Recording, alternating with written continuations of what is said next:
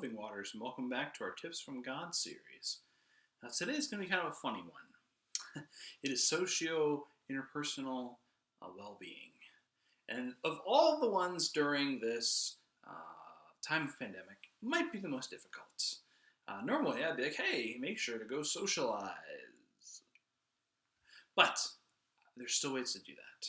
Yes, we can Zoom, Skype, interact, do it all forum, comment on your church Facebook page. There's a lot of ways for us to interact, but nothing beats in person. I think we would agree on that. So how, then, can we have a social, interpersonal health thrive during this time? This was newsworthy in itself. I mean, I have had a family member of mine, I was talking to them on the phone recently. They said that they're an introvert. Important part of the story. They're very introverted, and they said, even I want to socialize with people now. Right? I mean, this as an extrovert, this is probably the hardest part of the whole thing for me. It's this lack of seeing people, and I think that Scripture will help us with this question. In Genesis 2, right? God creates man and woman, but God says that it is good for the man, Adam, to not be alone in that scenario. That we are creatures that are meant to be social. Sure, there's different levels of social for all of us, of course. Some people need more alone time than others. Some people like doing more exterior things than, small group, etc., etc. Obviously, we've talked about those before, but it's important to stay connected.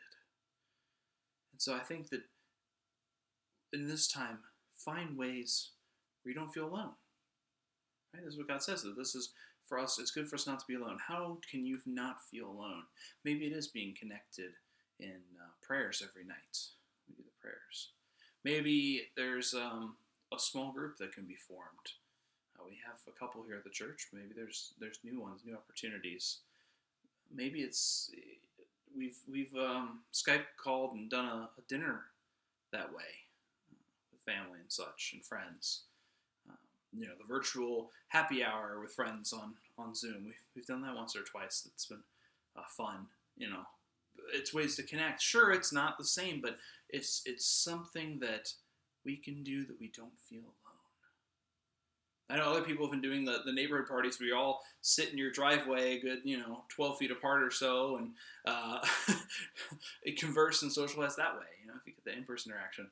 When Steph and I are out walking the dog every day, I feel like there's certain people that we've kind of gotten to know by their dogs. Oh, it's the person with the black, the yellow lab. Oh, hey. Oh, it's the family with the dog that carries a toy around. Oh, hi.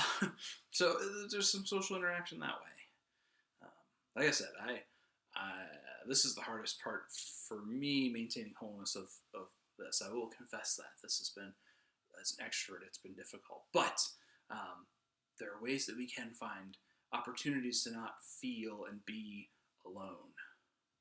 And if you are feeling that way, join us, connect with us, be a part of this journey together. Yes, you're watching the video by yourself, but there are plenty of people who are watching and are doing these things, and we can feel connected. We can share what we're learning. There is power in that. So, thank you for being a part of this journey, and I will see you tomorrow for the grand finale.